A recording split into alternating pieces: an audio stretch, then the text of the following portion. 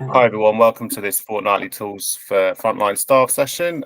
We've got one presentation today, Christina, who's come along from CAB to talk to us about the support that they're offering for residents who are migrating over to universal credit. So I'm going to pass over to you now. Thanks, Christina. Okay, so hi everyone, my name is Christina and I'm representing National Citizens Advice Help to Claim Services, and we are Havering Citizens Advice is the only citizens advice who has a help to claim team in East and South London. That's why I'm going around the town in South and East London and talking about help to claim services. Do you want me to do a little presentation or just to basically speak what we do? Yeah, feel free to share some slides if that's what you'd like to do. Yes. To you. So I just have a short presentation. I mean, how many of you know about help to claim? How many of you are signed posting clients?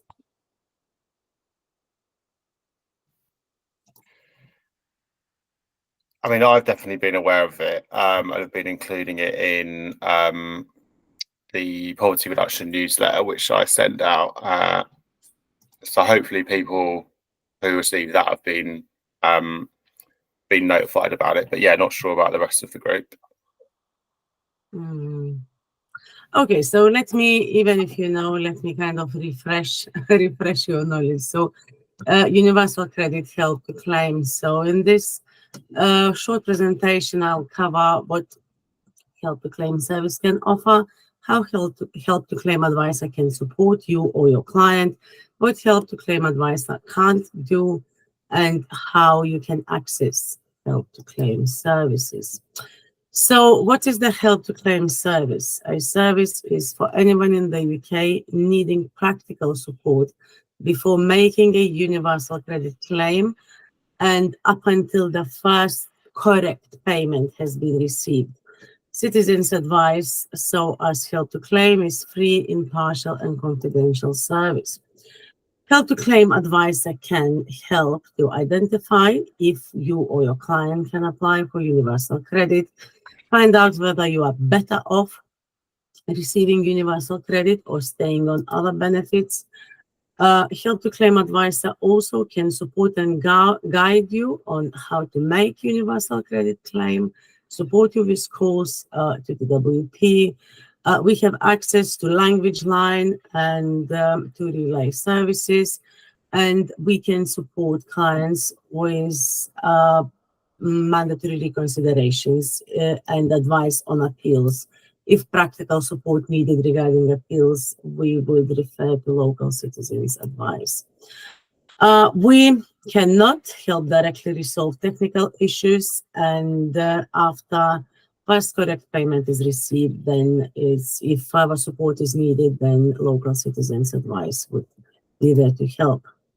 So also, unfortunately, due to funding, we cannot offer face-to-face support, and we cannot change, or basically we cannot manage clients' claim. We cannot log into their accounts. We cannot physically make a claim on their behalf.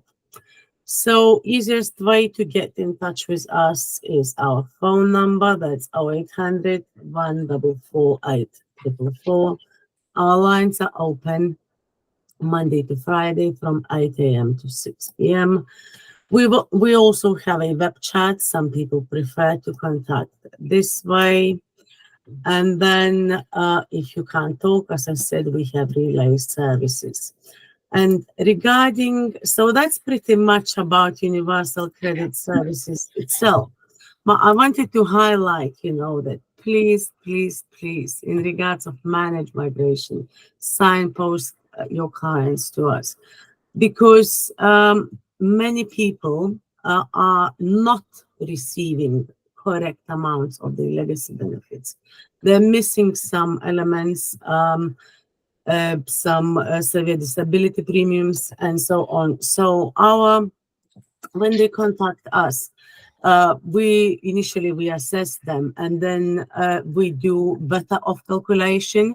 So we explain them, on how much they're supposed to be receiving now, and we check if that's what they are receiving. And if they are not, we help them to to increase, their legacy benefits before they move to universal credit, and therefore they can get a higher transitional protection element.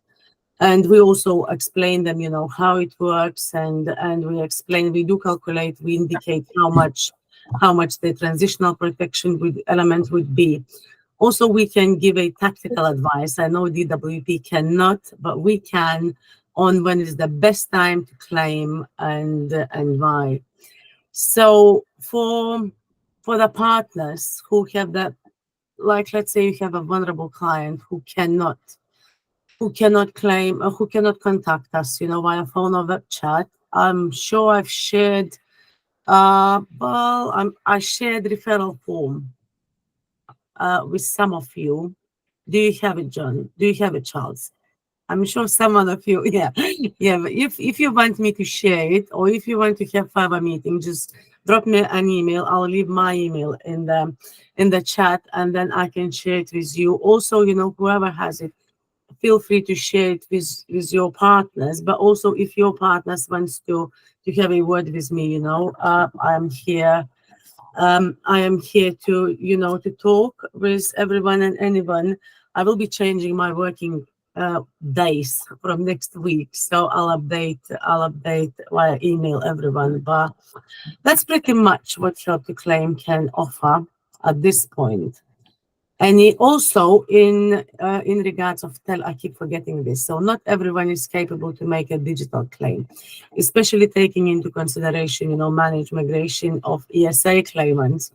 So we have a dedicated line for telephone claims. So we support clients, we assess and advise them in the same way, and then we support them with a conference calls to DWP, and we stay with them on the line to make sure that everything goes smoothly, because sometimes clients, provide some funny information, and then, the claim may go wrong. So we stay with them, and then once claim is submitted, we still stay with the client for a couple of more minutes just to summarize and talk them through what happened. If needed, if we feel that client's still not there, sometimes we do a follow-up call. Well, if we feel it's needed, just to remind, because sometimes some people need, to get information more than once to understand it fully. Any questions?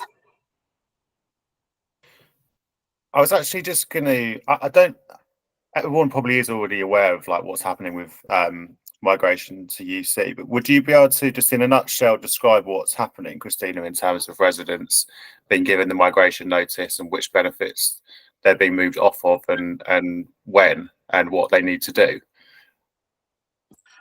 I know in July. Summarize the context just in a nutshell. Yeah. I don't have the exact dates in my head, but I know July 2024 they started to move ESA claimants, income-related ESA, to.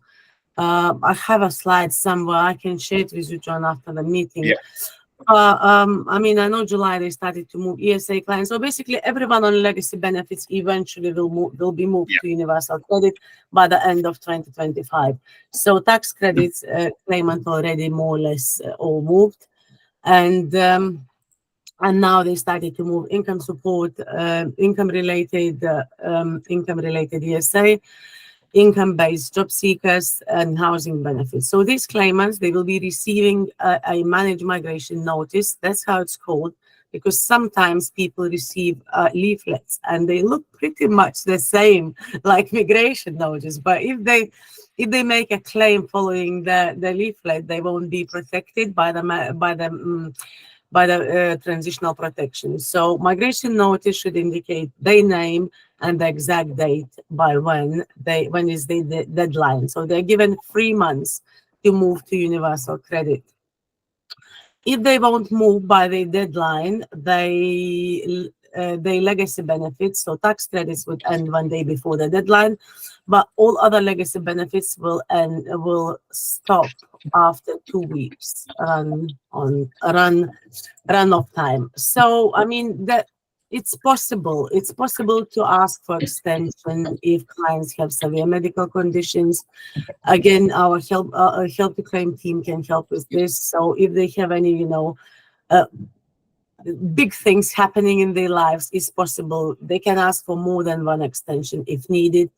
Also, after final deadline, there is after deadline, they say final deadline. So final deadline is 1 month minus 1 day after the deadline. Basically, it's technicalities. So they, in the perfect world, they have 1 month, but in the exceptional circumstances, we still can help them to backdate the universal credit claim if they make a claim 1 day before 1 month minus 1 day after the deadline. Yeah. So that's how it works. So, but I mean, if a person receives a letter from universal credit from whatever department, if they're getting housing benefit, it will be from local authority. If it's ESA or income support, it will be from DWP. If they receive a managed migration notice, they can contact us just for advice. So we're not just support making claims. We had many cases. I personally, when I was on helpline, I had a client who was better off on universal credit by £800 a month. And so she didn't wait it for any managed migration letters, as you can imagine. So some people are better off. Some, for some reasons, some should be waiting until the last day they can before they're moving. And well, there are good times to move. So I mean, once they receive a letter, I would say just signpost to our helpline for a brief advice. So we can explain them everything how it works and kind of agree plan or suggest them plan for the next steps. Great, thanks, Christina. Does anyone have any questions? Charlie? Just a quick request, actually. Christina, I've been through my emails. Can you reshare that link with me? I've got those posters still, but I can't find that direct link. It'd be helpful to have. Okay, so you can't find the referral form, yeah? So yes. It's a form, yeah. I'll reshare it with you. I know I emailed it, but no worries. I've lost it. I was lost in my inbox somewhere. Yeah, no worries. I feel you. Yeah, I know what you mean. Yeah, I'll resend it to you today. Thanks, Christina. Thank you. Genevieve? Thanks, John. Hello, Christina. Thank you so much for coming today. I did just want to clarify that anybody who's in temporary accommodation receiving housing benefit or those in supported accommodation on housing benefit will not migrate. They are exempt, right? They will remain on housing benefit. Yeah, I mean, if housing benefit is the only they will remain on housing benefit, but if additionally they are receiving income support or ESA, then they'll have to claim universal credit for some part, but the housing costs will be covered by the housing benefit. Correct. Thank you very much. Thanks, Genevieve. Ali?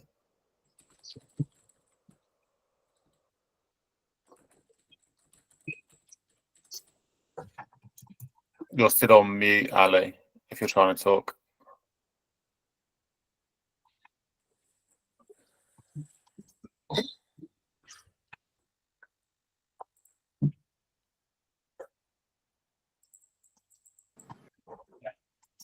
It looks like she's on the phone. I know that they're very small buttons on the Google Meet, but I find it a nightmare on the phone. I was actually while we wait for our mic isn't working. I was actually going to ask Christina, do you have a sense of sort of among residents that are going to be affected by this, like how what their level of understanding is, or like what the awareness is out there, sort of among residents, not necessarily among partners and the council, but among the people who are actually going to be affected? Is it still a sort of an unknown quantity, or is the sort of word getting out? Well, there are many people, who has incorrect understanding about things. As we all know, my cousin said, or my neighbor said, or this and that. So there's loads of incorrect information floating around. Unfortunately, I'm not sure. Well, I want to see, because we are kind of anxious about how the government gonna be dealing with all those ESA claimants, because many of them, they are not opening their letters, they are not answering their calls, especially this with mental health and so on. So I don't know. I mean, there is the ESA claimants are, the part of the residents who I don't see it going easy and smoothly. Well, I don't see even. I've seen data recently that 1,000. Well, different sources are giving the different numbers. So DWP said it's 184,000, and on CPAG I've seen 141,000 tax credit claimants hasn't moved to universal credit who received managed migration notices. So imagine, and on tax credits, mainly people are working, and I mean, they're more capable, so to speak. You would expect them to be more capable. So people on ESA, I don't know. I'm scared to forecast, but it won't be easy. So hopefully, I mean, you see, when I go, we receive many calls from people who missed their deadline because they just put the letter aside, or they claim too early. Also, I was dealing in my other office yesterday with client who made claim too early, and then she lost, quite a bit of money. So I was trying to help her with appeal. So there are many situations. I mean, we all have to be aware, because many organizations, they don't know about help to claim. You see, I work on help to claim since 2019, so I saw this everywhere, because wherever I look around, posters, and information about help to claim. But not just claimants, but also many organizations, they don't know us. And you see, if they go to the local job center, from my experience, the front of the house team, they give DWP number. And when they call DWP, they are not being assessed. They are not checking if they are getting, all legacy benefits they are entitled to, because many of them, they are missing on severe disability premiums and so on, and then they're making a claim and that's it, and they lose everything. So as I said, if you can, spread the knowledge, and encourage them to call us, even if they haven't received letter, just whoever in benefits, they can just give us a call for an advice about universal credit. So, so then they maybe can, kind of digest the information to go with it, to think about it. Then we have some people, they are calling, 4 or 5 times before they decide. So that's before managed migration, before they decide to make a claim. But that's what they should be doing, because it's a very complex thing, it's not as simple as the government would indicate. Oh, we are ready, that's why we are speeding up. No, it's not that easy as it seems. And I don't know, every day, every morning I am opening my computer and I'm expecting to see some message from the government that they kind of postpone, ESA claimants moving to UC, but unfortunately. So yeah, it will be mess. It will be mess and people will be affecting. So, I mean, if they do everything on time with support, then it's not that bad, because they are even winning 2 weeks benefit award, So as they claim universal credit for 2 weeks, they're still getting, like, let's say, the ESA and housing benefit. And then universal credit will cover their housing costs for that month also. So they can be better off if they do everything correctly. But as I said, it's not that simple. So please, we are here to help. Okay, use us. That's great. Thanks, Christina. Ali, did you want to come in? Yeah, thanks for saying that, Christina, the last bit that you said. Can you hear me? I can, yeah, we can. The last bit you said, the government doesn't make things easier, do they? Some of the most vulnerable people in society are going to be the people who are affected by this, with really complex lifestyles sometimes. And I just feel that, why are we doing this to people? Like to yeah, anyway, that's just by the by. My question was, you spoke about legacy benefits, and I'm not quite sure what all those legacy benefits are, but are people on pension credits, will they be affected? Will they need to be, is that a legacy benefit or not? Well, legacy benefits. So, because universal credit is a means-tested benefit for working age people, yeah. So it's from 18 to until they reach state pension age. So legacy benefits, which are replaced by universal credit, is child and working tax credit, income support, housing benefit, income-related employment and support allowance, and income-based job seekers allowance. Is these 6 benefits. Pension people on pension credits only if they are receiving tax credits. They will receive that letter. Okay, that's helpful. Do you know, one of the things I want to say is that you said before that you thought everybody knew this because this is your work, right? So you think it's all over the place, right? And that's because your focus is there. And I think for people, there's a lot of people who, I think people who are going to be helping the people who need the help have an assumption that people know what's going on, you know. And I think we need to really think about when we talk to somebody that they wouldn't be calling or they wouldn't be speaking to somebody if they had the answers. And I think sometimes, I'm not saying this of your organization, Christina, but I think sometimes people can be spoken down to and treated in a way that isn't helpful when they're feeling really, really stressed.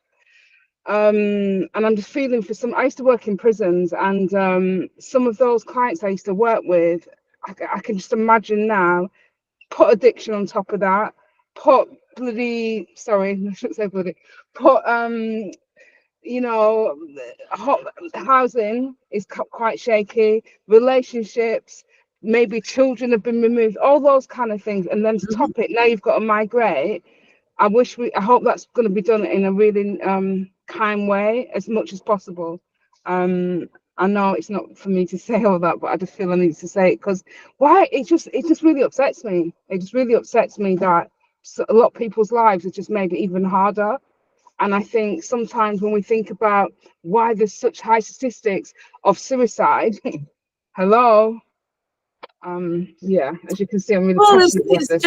it's general cost of living crisis. I mean, if you have if you have ideas, you know, how I could promote, you know, or how could you promote help to claim services, you know, just feel free to share it with myself. And then I was just thinking now, you know, with my other project, I do AFA training for community members. So it's basically it's first aid advice. So, you know, we are training community members of how to do a simple assessment for the person who approaches, let's say, a food bank, you know, volunteer or someone working somewhere, you know, at the front who sees, and then the person is coming and, you know, he or she is saying, well, I'm being evicted, or I will be evicted tomorrow, and then how to see, you know, if it's a real danger, or maybe, you know, if the landlord is following the correct, like, let's say,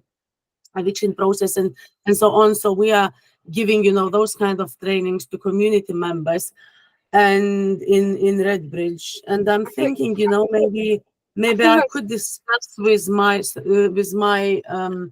line manager, even with my head office. Maybe it would make sense to do those kind of first aider manage migration trainings to some organizations.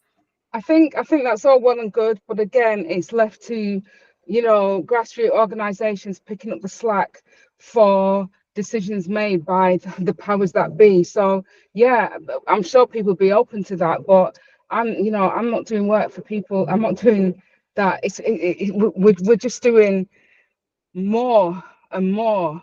I would like to have that knowledge, don't get me wrong, and if I had that knowledge and I could pass it on, I will. But before you know it, that's part of, you're expected to do that, and then before you know it, people are being referred to you for that. Yeah, if that's a paid service and maybe an organization decides to take that on board, great. But I don't think it should be, and I'm not saying this, Christina, and you seem to be getting the brunt of what I'm saying.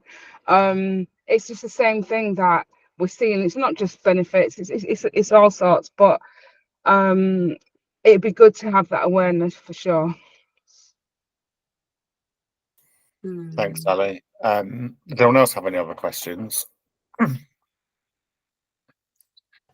Just to say to Ali's point that this is something we're hearing from lots of people and lots across the system, that the burden is placed on the voluntary sector, from large organisations like CAB all the way down to small organisations like Carabeats. A burden is being placed on the voluntary sector, often without that remuneration, and we are aware of that problem happening. And it's, well, I'm sure you can guess what my opinions are around it, but yeah, thought I'd say you're not the only person to feel that, Ali, as I don't want you to feel alone in that feeling. Great, thanks, Charlie. I think also just, I mean, well, it's not really a minor point, but the 3 months as well, I think it sounds like a long time, but actually for a lot of people, that's, you know, that'll go really quickly, especially if, you know, people aren't answering letters, or, you know, they've obviously, like, people have been saying they've got a million other things going on in their lives. 3 months to do that application, which is probably quite a intimidating process, and you know, intimidating to engage with the DWP potentially, is actually will go like that, you know. So yeah, all in all, probably could be handled better by government, but unfortunately we are where we are. Is there anything else you wanted to add, Christina? Yeah, I just wanted to highlight, you know, I mentioned about extending those that migration, but the clients must request extension before the deadline, because after the deadline it cannot be approved. Yeah. But Okay. yeah, I mean, as I said, we are here to support. I mean, we are charity, as you all know, you know, our funding goes down every year, and then we expected to do more and more and more. That's why we started kind of, you know, so when we do that first aid advisors training, they are not becoming certificated advisors. It's just, you know, it's just first line, so you can identify, you know, you can identify an issue, and then you know where to signpost clients. That's the most you can do, you know, is you won't be expected to do what we do. Thanks, Christina. Joycelyn, did you want to come in? Yes. I just want to find out if they don't meet up with the deadline, what will happen to their benefit, and is it going to affect their income or anything like that? I want to. Well, if they don't apply by the deadline, the benefits will stop 2 weeks after deadline. All their legacy benefits, housing benefit, ESA, income support, whatever they receive, it will stop. So let's say deadline is the 15th of August. So if they don't claim universal credit by it, their legacy benefits will stop by the 30th of August. Okay, so in this case, then they have to reapply the whole benefit No, again? then if they need support, they're gonna have to make a claim for universal credit anyway. But Okay. if they make a claim after deadline and after the final deadline, they won't be protected by the transitional protection, because some people are worse off on universal credit, okay? And some people are worse off by, let's say, a couple of hundreds of pounds. So transition, because they are moving not by choice, but as the government invested, because the government told them to move. So the government will be paying the DWP or universal credit will be paying the difference from, you know, the difference from the expected universal credit and from what they were getting on legacy benefits. So let's say they on legacy benefits, you know, from ESA and housing benefit, they're getting 700 or 1,000, and the universal credit would be 700. So if they move before that deadline, they will receive the same amount, exactly the same amount, and transitional protection element will be 300 to make sure that they get the same money. But if they don't make a claim by the deadline, and they make just a simple claim for universal credit, they will get less money and they won't be entitled for that transitional protection. That's why it's very important to stress it. Yeah, thanks for that clarification, Christina. Joycelyn, I wasn't sure if you still had, coming back. Yeah, I still have my hands on, sorry. So with the protection, they won't lose any money and their benefit will continue as usual, or some point to stop.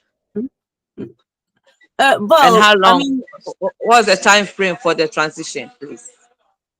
Okay, so let's say a person here received a managed migration letter today, and it's saying that by 25th of October, they must claim universal credit, okay?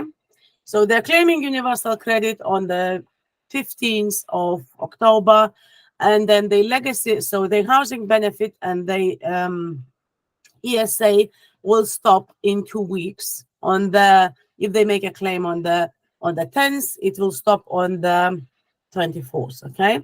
And then they will receive the universal credit is paid monthly.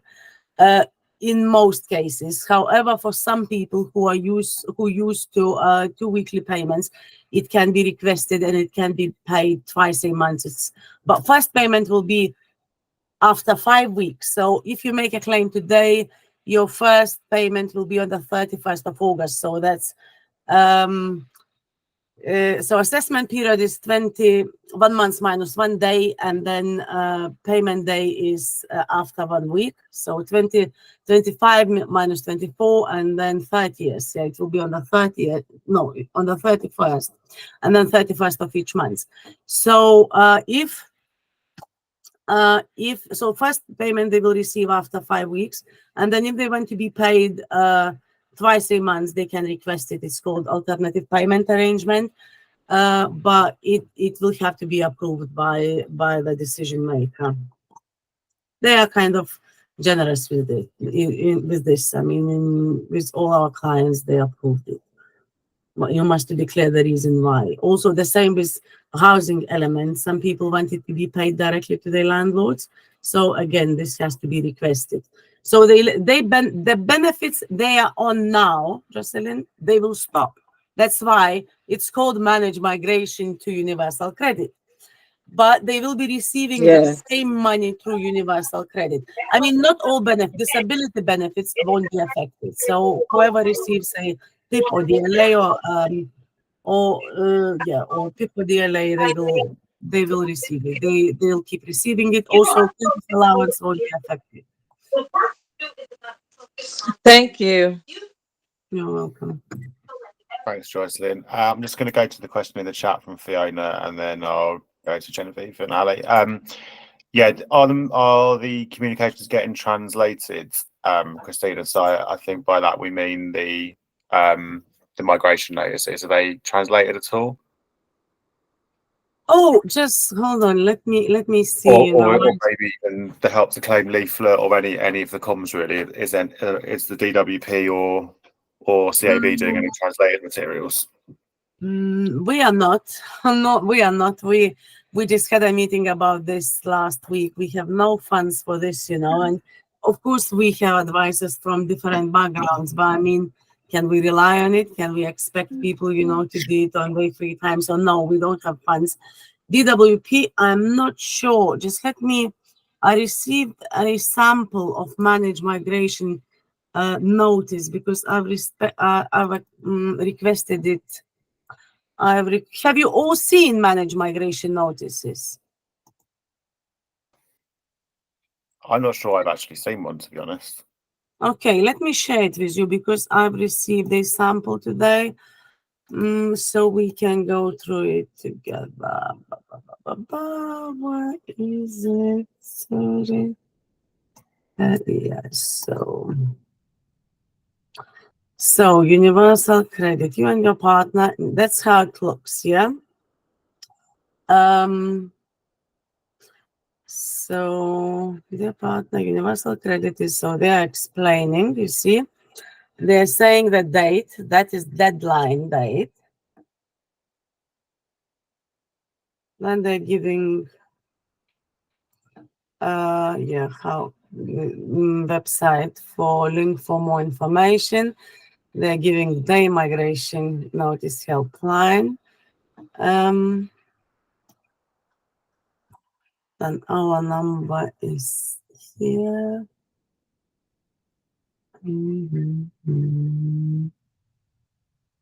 Well, I don't see any options if you can request anything, to be translated. No. No, it doesn't look like it, does it? Oh, no. Oh, hang on. It says there under the provisions. If you would like Braille, British Sign Language translations, Oh, translations, yeah. it looks like you can request it. I'm still using it. Okay, so basically the client has to call this number. Do you want this yeah, this well, there's no number, but this number, which normally would be on there, and they can request it in different language. But well, if you can't speak English at all, how can you call and request it? Yeah. But I mean, the option is that, yeah. So DWP, they can send it probably in a different language or different format. Yeah, it's there in theory. I wonder how long it would actually take to get a translated letter, but I guess it's there. I guess it's there in theory. Thanks, Christina. That's actually really useful to see what it actually looks like. I wonder if there's was that like a blank sort of template version, or was that an actual? No, it was a blank. Do you want me to share it with you? Yeah, that'd be useful. Maybe I could send it out in the newsletter so people know what to actually expect. Genevieve, did you want to come in? Yes, thank you very much. The managed migration concerns us about families with children, more than 2 children before 2017, that if they don't take advantage of the transitional protection, they will lose that child benefit, additional child benefit. That could be, a make or break situation with low income families. So we've targeted those groups, especially in Hackney. There are communities that are specifically known for their large family household size and children numbers. So that's just something else as you're talking to your communities. This transitional protection is huge, and every letter they get now needs to be open and paid attention to. And just as they can, I don't know if you use any kind of Google Translate or some kind of, like a chat GPT where you can have something translated. You can, if you've got a client that doesn't speak English, you can very quickly go in and put it through Google Translate or a chat GPT and say, translate this document for me. It'll be close enough to where I think some of that will go through, and that's free for everybody. So just a couple of pointers there. Thank you. Okay, so if I could respond to this, yeah. So let's separate. Child benefit is not affected by universal credit, and this is separate benefit, yeah. Child benefit, you can, yeah. So no. Child benefit is not affected by universal credit, by managed migration, and you can get it for as many children as you have if you are not earning, I think, above 55 grand a year. Okay. Now we are talking about child tax credits and child element on universal credit. So it's already on tax credits anyway. Tax credit, if you have a child born after April 2017, you won't get a child tax credit for more than 2 children. Okay. And for universal credit, it's exactly the same. It's exactly the same because they could not change, the rules in the middle of something. So for universal credit, let's say if not managed migration, but if a new person, they have a change of circumstances, let's say they lost job and they have 3 children and they're all born before 2017, they still gonna receive child element on universal credit for 3 children as long as they're born. So no. You see, that's what I meant when I said so much incorrect information is floating around. Apologies. Thank you. So I'm glad I said it. At least I could expose my lack of information and you got me cleared up. Definitely. Yeah, I'm happy that now you know. Thanks both. I mean, I don't think I could give a thorough explanation of it. It's pretty complicated. Ali, do you want to come in? Yeah, Christina, you spoke about a potential gap in people when they've migrated over of like 5 weeks or 6 weeks, and then you said that's. I just want clarification that somebody's then got to apply for a discretionary fund and give the reasons why. Is the reason the fact that they're not going to have money for 6 weeks? Is that not like the reason, or do they have to go into more detail? And if they don't apply for it, then we've got no money for 6 weeks. Is that right? It is not. It is not. Again, another myth going around. So that's what I said. So when they make a claim for universal credit, because normally legacy benefits are paid every 2 weeks. Yeah, in most cases, sometimes once per week, sometimes every 4 weeks, but in many cases, ESA, job seekers, income support, it's paid every 2 weeks. Yeah, so when they make a claim, let's say today I made a claim for universal credit, I'm still gonna receive. So today I received my payment for ESA. Yeah, and I make a claim, I still gonna receive another ESA payment after 2 weeks, okay? And then my first universal credit payment will be after 3 weeks. So it's only an extra week, yeah? That first claim advance payment, initially it was designed for, not for managed migration claimants, it's more for new claimants, because the first payment is in 5 weeks, so that might be complicated for some, to meet their essential needs. Yeah, but if you are moving through managed migration process, I mean, it's only one extra week, so you can apply. You don't need to take all amount offered. You can just borrow £100, because you're still gonna have to repay. That means it will be deducted from your monthly payment, and you will get less money. So if claimants can manage without applying for it, please suggest them not to apply for it. It's only like a last resource. Thank you. Thanks, Christina. Does anyone else have any questions around UC? Is there like an FAQs document, Christina, that just sort of answers some of these questions and just sort of summarizes in a page or two sort of everything we've been discussing? The sort of context, what happens if people don't apply, the period of time, etc., etc. Is there like the DWP must have something that's just a sort of simple explainer on a sort of 1-pager or 2-pager? I'm not sure if DWP I need to go through they pay, because I know. Okay. So you see, I don't pay much attention when they attend. I attend the weekly meetings, but I don't pay much attention because I know all this. I need to double check. Well, okay.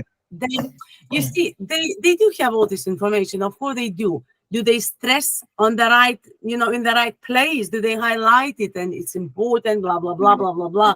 Well, they do say it in slow motion, in a calm voice, and then so people don't pay attention, so to speak. They don't think it's very important. But I mean, as I said, I have a long presentation about managed migration myself. I prepared it for our team. I mean, well, it's about half an hour, 40 minutes. So if at some point, you want, I could maybe deliver it. But you see, I think all organizations should be aware of this. I think everyone should know. It knows it, not should know, but I thought everybody should know this. I mean, I don't know. Yeah, well, that's what I'm saying. It's so, imagine we all are professionals, yeah, and you still don't know all correct information. So how many myths, how many incorrect information is floating between residents? That is terrifying. Yeah, well, we'll continue to discuss it in this space, and I'll have it as a standing item in the newsletter. So hopefully we can do our bit to get the word out. But if you want to come back to this meeting anytime, Christina, and because we actually usually, I don't know, because it's sort of summer holidays or whatever, but we usually have probably about double this amount of people on this call, and probably up to about 40 some meetings. So there's plenty of other people, I'm sure, who would really benefit from your expertise and all of the questions you're able to answer. So yeah, maybe you could come back in a month or two or something like that. And once we're into autumn. But okay. But yeah, thanks. Is it every 4 weeks? Yeah, it's every fortnight. It's every fortnight, every 2 weeks. Oh, okay. But you're welcome to come whenever you like. But yeah, just it would be really useful to have you talk through the process again and be able to answer questions as well. It's really, really valuable for everyone. So thanks so much for coming along. You're very welcome. Unless anyone else has got any other questions for Christina, I was going to move us on, I wanted to speak briefly about some work that myself and Abby in mine and Charlie's team are working on as part of the Household Support Fund. So we've allocated a small pot of money basically to organise some coffee mornings at 9 schools in Hackney.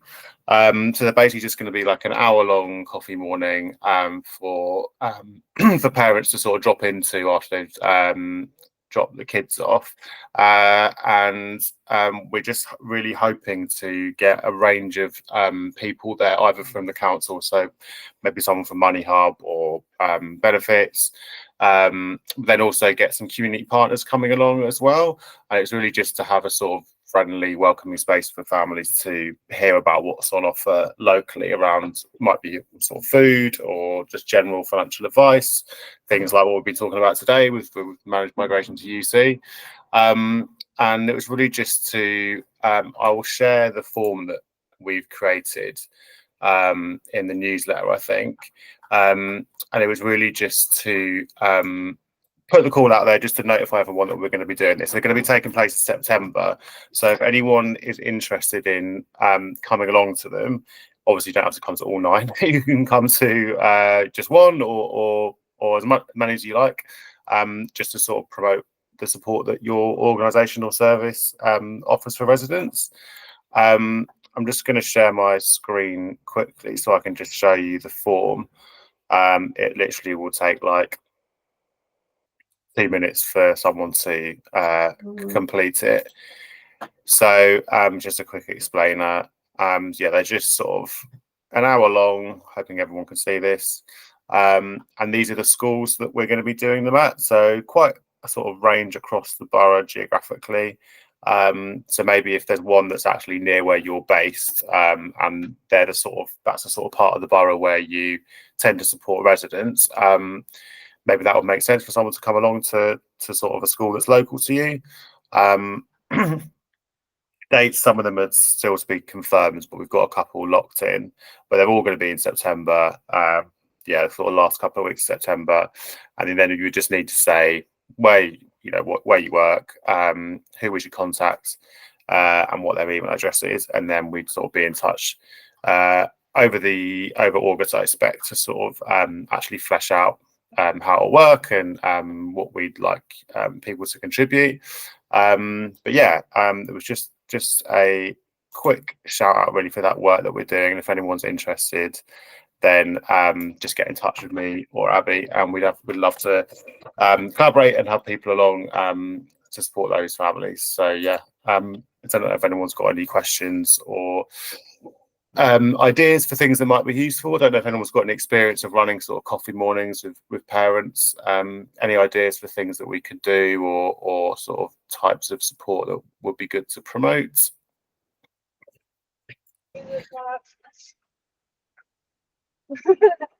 Ali, did you want to come in?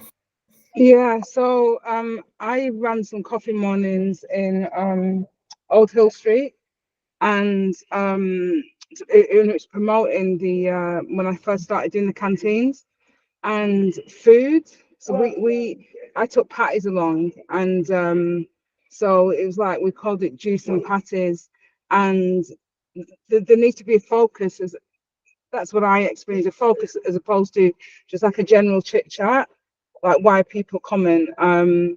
But then, is this going to be a one-off coffee morning, or is it going to be? Are you going to go to each school a number of times? It's just a one-off at each school. Okay, all right. Yeah, I would just say that there's got to be a reason for them to come. Yeah. That's been my experience. I then brought a woman who did some kind of Tai Chi or something, and it was a good turnout, but it takes some time. So as this is just a one-off, yeah, you're definitely gonna have to give them a reason to stop in the morning, I think. Yeah, we were trying to think of like what people could actually go away with, like something they could actually take away with them. So yeah, we're thinking about what could be included in a sort of, I don't know, goodie bag's the wrong word, but something they can actually tangibly take away with them. So yeah, we're gonna have to think about that. Thanks, Ali. Charlie. Yeah, I do think goodie bags are are a good thing. And maybe if it's, I don't know if a budget would allow that, but it's kind of like you're only going to get these bags at these coffee mornings. And I think people really like the idea of having something exclusive. But I don't know how much you can promote that beforehand. Yeah, we do have budget, and I think we're gonna think about doing some leaflets for each one to actually promote it as well. So yeah, something to think about. Charlie. I think you're already in touch with Crew Energy, potentially around this, but I think they'd be good. Yeah. And I know that you know, energy efficient light bulbs, draft protectors, they can be a really good thing. And this is a call out to partners in general. We're working with an organization called Crew Energy who are delivering energy advice.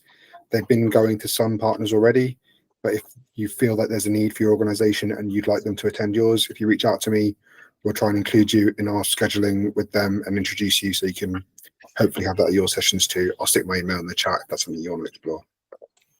Nice one, thanks, Charlie. Yeah, I've reached out to them, so hopefully they're going to be able to come along to each one. I think Fiona, you were next. Yeah, sorry, I went a bit up and down with my hand as well because I basically was going to say the same thing that Ali said as well, and it does really rely on kind of what you've got there to draw people. Because I've tried to set up a similar kind of thing, but it hadn't worked just with the general invite. But I'm waiting for a certain piece of work to launch, and I'm going to use that as a theme for the next one that we do. And it's going to be a theme that they've already got buy-in to as well. So I really think something that they can get out of it. Personally, especially, sorry, mine's gone blank. When are you holding it as well was going to be my question, because you may have said it already. But is it during the summer holidays? Is it something that actually you can include something for the kids in as well? So do you need something that's there? Yeah, so they're going to be towards the end of September, so school will have started. So it was really sort of, we were aiming for it to be, they're going to be in the school because they will have just, you know, dropped the kids off for school, and then hopefully, yeah, you know, they're already there. They would have time for you know, they don't have to stay for the whole hour. Obviously, people can kind of drop in and out when it suits them. But yeah, I think I agree. We definitely need to give them like a real strong reason for coming as well. I think it's difficult because with the framing of it, it's quite sensitive, talking around, you know, the cost of living and support and that sort of thing. So I think we need to think quite carefully about what we actually call them and the framing of the promotion as well. That's really useful. Thanks, Fiona. Joy, you had your hand up. Not sure if you still wanted to contribute. Oh yeah, I just wanted to find out if you send us the list in advance. I think if I know where the locations are, then I'll see if I'll be able to come along. Then I can promote it to our residents. If you've got a lot of properties near the school, then I can come along as well. Let them know that I'll be there for tenancy support need. Yeah, brilliant. That'd be fantastic. Thanks, Joy. I will send out in the newsletter, which I think you're getting, the form which has the list. So yeah, there's 9 schools, and some of the dates have already agreed, some not, but they're all basically towards the end of September. But yeah, I'll send the list out, and it has the map of where the schools are as well. And I think if you're thinking of something to give away, maybe school supplies. Because we've had events where we've given like maybe, you know, shirts, like basic white shirts or socks or something that the children can benefit from, because the cost is quite high around that time. So yeah, that's a really good idea. School uniforms in some schools are really expensive, aren't they? That's a really good idea. Thanks, Joy. Thanks for your comment in the chat, Paulette. I'll make a note of that and reach out. Ali, did you want to come in? Yeah, I was just thinking about how when the Money Hub comes to visit Caribbean, that, you know, I'm able to say that it's every first Friday of every month. And I'm not saying people come for that reason, but I think there's some room for maybe saying, like, the council's coming to you, do you know, coming to the school, and how you phrase it, I'm not sure, but some people don't go to service centre, right? And so by meeting you guys in their setting, there's a benefit to that. And it might be that they'll be like, oh, what can you do about this? What can you do about that? And that's got to be expected. But I think there's that could be a sell as well, that you can talk to somebody from the council on this day, in this hour. Yeah, I really like that. That's a really good idea, and I think that's partly why we were doing them in schools, just because, like you say, we know that some people, don't want to go to the HSC or don't want to go to a sort of more council type building. But we've sort of always known that schools are a really key contact point for residents, but just not found a way so far to sort of make the most of that relationship. But hopefully, this is going to be a start on that work, really. Charlie, do you want to come in? Just thinking aloud here, John. Something Ali said about the first Friday of every month. It feels similar to what we've been doing with housing officers going to different surgeries, and it's that building of regularity where people can know and expect people. There's a pattern, so the first time might not be as successful as the next, and then the kind of people get used to it. And we've had success there with kind of housing officers in different places. I'm going to stick a link to the estate surgeries in the chat for anyone who isn't aware of them, but. Yeah, it's just another reflection. I don't know if we have the capacity to do this more than once, but just it's a people get used to you if you keep going. Yeah, definitely. In an ideal world, we'd want to, continue doing them if they go well. It'll be dependent on whether the household support fund gets renewed or not, but that's one for another day. Anyone else got any ideas or moving off this subject? Has anyone else got anything they want to promote or questions they want to ask of the group? Ideas for future presentations for this meeting?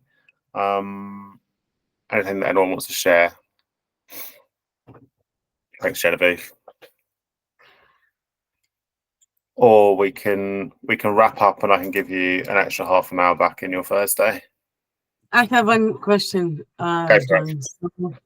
Oh my God, let me get. So Umi shared with me, the events at Hackney, yeah? And it's not really clear. And she asked if we want as help to claim to attend them. And then some events were on weekends and they were saying markets. I mean, it's not clear, the purpose of the event and what are you going. She just shared a table with me. I can't find it now. I just had it somewhere, but then I started to do email to yourselves. And do you know anything about these events, or it's not your department?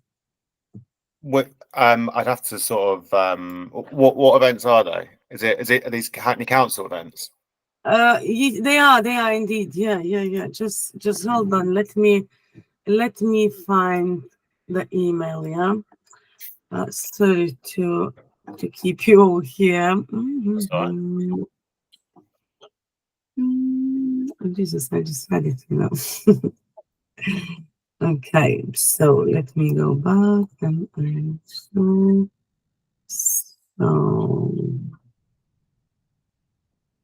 okay. They are council events. Yeah, so I'm just talking while looking. When you know everyone is waiting kind of for you to to talk and you can't find it. This is a Okay. Was it related to UC or was it completely separate? No. It wasn't related to UC, but Umi just asked, community events in Hackney. So community events and engagement activities in Hackney. So let's say big lunch for residents or Saturday. Let me share it with you. So is it, I'm not sure whose department is it, because I shared it with my line manager and she said, well, they don't seem kind of relevant to us. Is that something you are organizing now?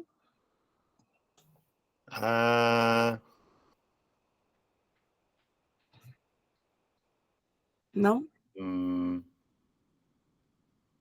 Like here, what is like markets? Are they going to be there just food markets or what markets or information?